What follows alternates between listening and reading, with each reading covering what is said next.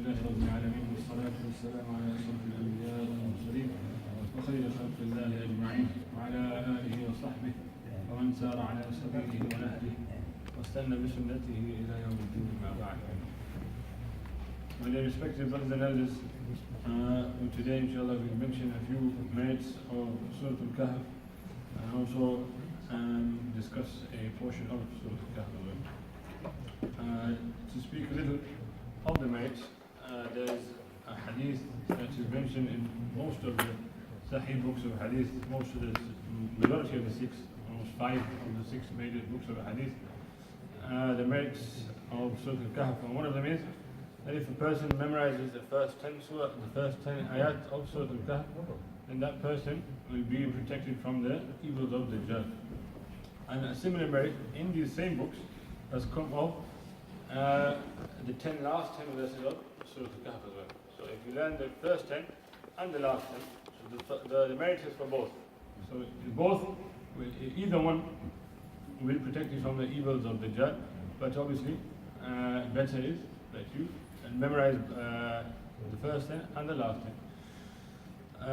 Also, this surah is one of the most read surahs of the Quran as well, partly being because of the fact that, and also the hadith comes about reading it every Jum'ah.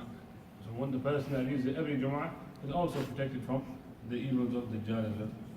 And also there's another hadith mentioned in Muslim Ahmad on the authority of Sahl ibn Mu'adh radiallahu ta'ala anhu. He mentions that the first and last verses, if they're read on a daily basis, then there's a nur, there's a light that goes from toe to head for a person. And if a person reads the entire surah, then there's a light that goes from the toes all the way up to the sky of the earth. So there's many other merits as well to this surah, but we'll suffice on these. In this surah, a few things I mentioned, and one of them is the fact that the Jews actually asked the questions to Nabi sallallahu alayhi wa sallam. Many lessons were taught in the surah. Many parables were given, many examples were given to the creation, so we can understand the deen of Allah subhanahu wa ta'ala. And the question that is mentioned over here, the Jews asked 3 main questions. One of them was of the young people who took refuge, and they are the people that took refuge in the cave, Ashab al-Kahf. Secondly, the second question was they asked about the man who traveled from east to west and west to east, and that is Dhul Qarnayn. And thirdly, they asked about the ruh, they asked about the soul or the spirit. So these 3 questions were asked, and also the tribe or the leaders of the tribe that actually came to Nabi sallallahu alayhi wa sallam, and they asked Nabi sallallahu alayhi wa sallam, we want the answers to these 3 questions. And what happened was Nabi sallallahu alayhi wa sallam said, yeah, I will inform you tomorrow of these 3 questions. But what happened, sadly, Nabi sallallahu alayhi wa sallam forgot to say inshallah, and for 15 days wahi did not come down. 15 days wahi came down to reprimand Nabi sallallahu alayhi wa sallam, or to remind Nabi sallallahu alayhi wa sallam that don't ever say anything without the mention of inshallah. So this is also, and we mentioned a bit more about this inshallah a little ahead as well. The verses, again, like I said, also the fact that the importance of inshallah is very paramount as well. Anything that we mention, you should mention the mention of Allah subhanahu wa ta'ala. Why?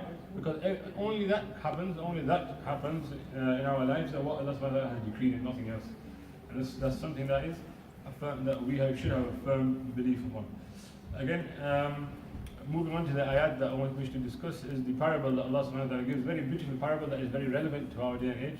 Allah Ta'ala is saying, وَضْرِبْ لَهُمْ مَثَلَ رَجُلَيْنِ جَعَلْنَا لِأَحَدِهِمَا جَنَّتَيْنِ مِنْ أَعْنَابٍ وَحَفَفْنَاهُمَا بِنَخْلٍ وَجَعَلْنَا بَيْنَهُمَا زَرْعًا. So over here Allah subhanahu wa ta'ala says that give them the example of the 2 men. رَجُلَيْنِ جَعَلْنَا لِأَحَدِهِمَا جَنَّتَيْنِ مِنْ أَعْنَابٍ. So we set for them, for one of them, 2 gardens of grapes.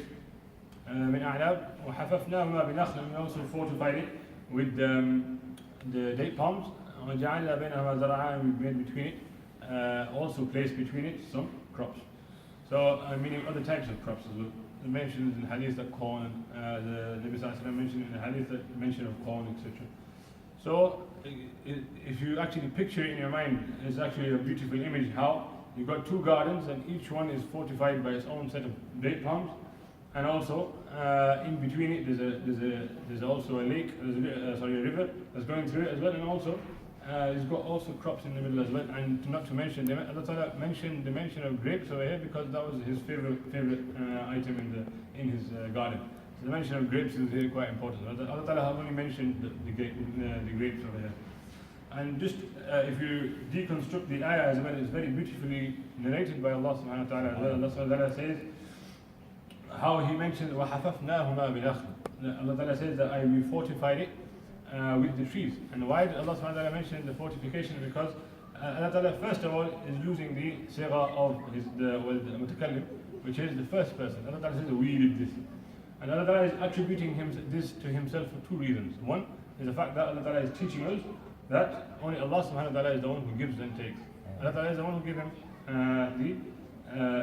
the gardens. And secondly, and more beautifully, Allah Subhanahu wa Ta'ala is actually attributing Himself to these gardens simply because of the fact that these gardens were worthy of praise. They were beautiful. They were beautiful gardens, and that's why Allah Subhanahu wa Ta'ala is saying that I created these. Is because Allah Ta'ala wants to attribute Himself to these gardens as well. So these two gardens were actually quite beautiful. And also the mention of وَحَفَفْنَاهُمَا, the fact that we fortified this garden was so that the vine grapes were protected from the wind. Yes, they had also had a very beautifully laid out the gardens that they had. Moving on to have a fence around. Oh, no need for a fence, like Sheikh was saying. All already protected by the date palms. So like I said, they are a perfect fortification. Moving on to the next ayah, Allah Subhanahu wa Ta'ala says, كِلْتَ الْجَنَّتَيْنِ آتِتْ أُكُلَهَا وَلَمْ تَظْلِمْ شَيْئًا. Allah Ta'ala mentioned about here, كِلْتَ الْجَنَّتَيْنِ, that both gardens give their fruits fully. Now the fact that is also interesting to mention that Allah Subhanahu wa Ta'ala said, كِلْتَ الْجَنَّتَيْنِ, that both gardens. Allah Ta'ala could have said Jannatain. Jannatain is enough to denote the fact that there are two gardens. But Allah Subhanahu wa Ta'ala used a bit of more emphasis, Kilta Jannatain. That is to show that Allah Subhanahu wa Ta'ala is actually enumerating the ni'mats that Allah Subhanahu wa Ta'ala had actually given this man. That he's saying that each, if Allah Ta'ala just said Jannatain, just the two gardens, that meant that it wasn't 100% produce. But the fact that Allah Subhanahu wa Ta'ala said Kilta Jannatain, to bring extra emphasis that he was saying that each branch and each vine grape would actually give fruit. So every single thing was giving fruit in that garden. And Allah Ta'ala mentions and nothing was decreased from that garden. And Allah Ta'ala goes on to mention more about the beauty of this garden. And again, like I said, the entirety of this two gardens actually produced its fruit, and they did not fall short in any manner. He had literally the way he wanted it, it was the way he got it as well. And moving on to the next thing, Allah Ta'ala says, وَكَانَ لَهُ ثَمَرٌ, that he had fruits. And this is another beautiful expression in Arabic. Ibn Abbas radiallahu ta'ala anhu, and Mujahid and Qatada rahimahumullah, they both mentioned that this thamar means not only fruits, but also the fact that wealth. It also denotes wealth as well. So Allah Ta'ala didn't just say that he had fruits, but he also had a massive amount of wealth as well. And again, now Allah Subhanahu wa Ta'ala, the reason why Allah Subhanahu wa Ta'ala has presented this parable to us is to take out the materialistic ideology that is set in a person. And again, this is a discussion between two neighbors. One is very wealthy, and the garden I just described, Allah Subhanahu wa Ta'ala just described to us, it belongs to the rich one. And the neighbor belongs to the neighbor that is also talking. He is a poor one. He's so poor, in fact, or he has so little, in fact, Allah Subhanahu wa Ta'ala doesn't even mention it. He mentioned all about the beauties of this person's garden, but he doesn't mention anything of this garden. So over here, Allah Subhanahu wa Ta'ala goes on to talk about, to take out this materialistic mindset. He narrates the discussion between these two people very beautifully. Not taking too long of a time, but Allah Subhanahu wa Ta'ala narrating their conversation, he says that he talks about him boasting. He says to him, أَنَا أَكْثَرَ مِنْكَ مَالًا وَأَعَزُّ نَفَرًا. But the beauty of this is well that he said it to him in a very cunning way. He didn't say to him straight in his face or in a blunt fashion that, oh, I'm wealthier than you, and I'm also I exceed you in manpower as well. He says to him these two both things, and they're quite stupid things to say to somebody, but the way he said it to them was in a rather a very snide kind of fashion, a very sly fashion. He brought it into a conversation.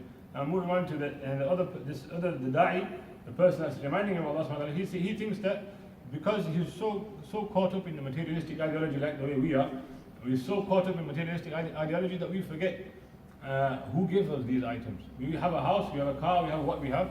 It's all the bounties of Allah subhanahu wa ta'ala. And look how Allah subhanahu wa ta'ala is teaching us over here. That He says that if I was, when the da'i is speaking to him, he's still in denial. First of all, he denies Qiyamah. And second of all, he also denies the fact that Allah subhanahu wa ta'ala gave him these. He even says that if Allah ta'ala was to take my life, He would give me better than this.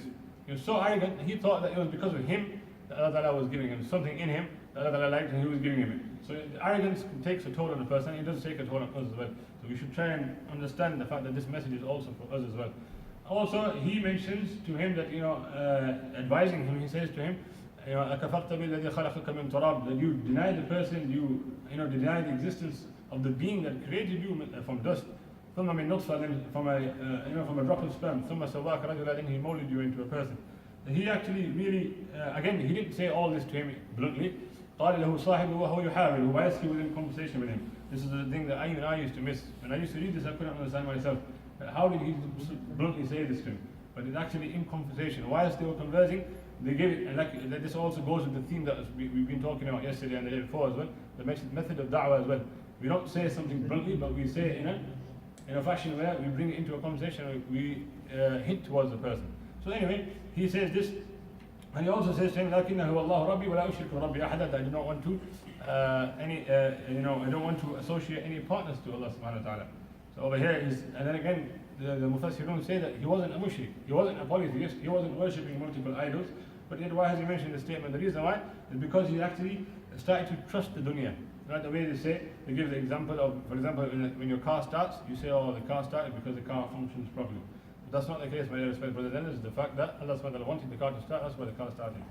Similarly, they give the example of the paracetamol, for example. You have a headache, you take a paracetamol, it's not the paracetamol that takes the pain away, and you could have took 100 paracetamols and that headache would remain. But Allah subhanahu wa ta'ala took that pain away from you. So this is how Allah ta'ala is trying to build that thing is, that belief in us, that all praise is for Allah subhanahu wa ta'ala. Whatever we have, all the praise goes to Allah subhanahu wa ta'ala. Going back to the first ayah that we actually spoke about, Alhamdulillah Rabbil Alameen, all praise is for Allah subhanahu wa ta'ala, the Lord of the universe, or the universes. So again, we have to keep all this in our head. Like I said, the mention of La quwwata illa billah also very important, just to finish off. That no power in existence except, there is no power in existence, La quwwata illa billah, there is no power in existence except in the hands of Allah subhanahu wa ta'ala. Again, there's a very subtle message in here for us. That we mentioned MashaAllah, La quwwata illa billah, but these are very important matters. The hadith of Sayyidina Anas radiallahu ta'ala in Shu'ab al-Iman, he mentions that if somebody says MashaAllah, La quwwata illa billah, when he sees something he likes, then that item remains protected. And also protected from, in other narrations, it's also protected from the evil eye. The evil eye is actually, I think we actually talked about before as well in the previous durus as well. So again, my dear respected brothers, and just to wrap up, Allah Ta'ala was pleased with the person that had no wealth in this story. He was pleased with the one that had no wealth. This shows that, distinction of wealth or having wealth or power or anything, Allah Ta'ala has no concern with this. The person had nothing, that person had everything, and Allah Ta'ala valued this person. But this person also, he actually took heed when the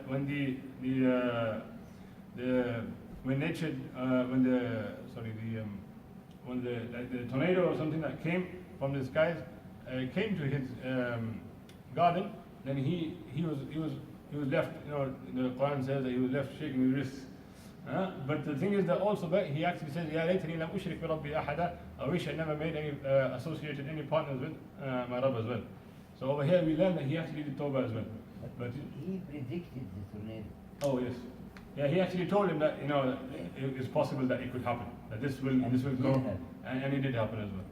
So that might Allah give us the ability to act upon what has been said and understand what has been said, and also may Allah save us from this materialistic type of methodology as well. And just to finish, just the last thing I want to mention is this is the difference between a believer and an unbeliever, especially in this day and age, atheistic type of people. When good hits them, they say, a Muslim would say that this is from Allah subhanahu wa ta'ala. And if bad hits him, he'll say this is from Allah subhanahu wa ta'ala. But an atheist or an unbeliever will say, no, this is my intellect that got me this, and this is my efforts that got me this house, and this is my efforts that got me this car. But when something bad happens, he'll start blaming you. He'll say, no, you were bad luck. Or, this was bad luck, or this was this, or this, and that. So my dear respected brothers, we should thank Allah subhanahu wa ta'ala for the iman of Allah.